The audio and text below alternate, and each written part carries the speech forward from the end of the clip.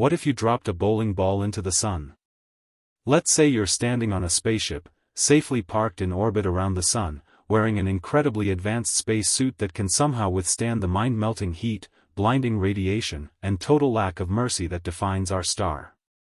In your hand is a regular bowling ball, maybe it's your lucky one, bright red, 14 pounds, drilled for your fingers. You take one last look, maybe whisper, strike, and let it go. What happens next?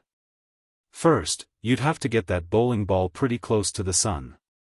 The sun is about 1.4 million kilometers across and incredibly massive, about 330,000 times more massive than Earth.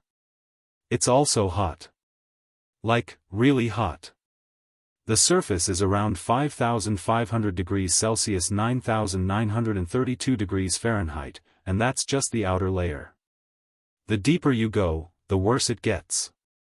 But before the ball even touches the surface, something strange and invisible starts happening: radiation.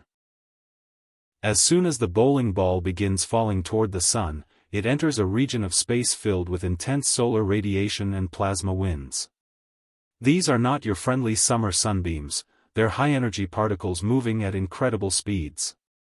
Before the bowling ball even gets close, it starts to heat up. Fast. And not just on the surface, the entire thing begins to glow red, then yellow, then white hot, like a marshmallow held way too close to a campfire, except the fire is 1.3 million Earths big and made of nuclear explosions. About 1,000 kilometers from the sun's surface, the bowling ball would be entirely enveloped in solar plasma, a kind of superhot, electrically charged gas that rips electrons away from atoms. The bowling ball would essentially start to evaporate in a very violent, very scientific way. It wouldn't just melt. It would break apart atom by atom, ionizing into plasma. It would disintegrate long before it actually lands on the sun. But let's pretend it somehow survived.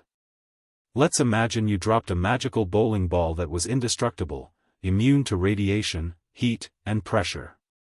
What then? Well, it would hit the sun's surface, called the photosphere, and sink. But the sun isn't solid. It's not even liquid. It's plasma all the way down. So the bowling ball would sink like a stone into a glowing, churning sea of charged particles. It would plunge through layers of hotter and denser plasma, the chromosphere, then the convection zone, and then the radiative zone, where light takes hundreds of thousands of years just to bounce its way out. Finally, it would head toward the core, the most extreme environment in the entire solar system. At the core, temperatures reach 15 million degrees Celsius, 27 million Fahrenheit. Pressures are 250 billion times stronger than Earth's atmosphere. Here, hydrogen atoms are smashing together to form helium in a process called nuclear fusion. The same process that powers hydrogen bombs, only constantly and on a far larger scale. If your magical bowling ball somehow makes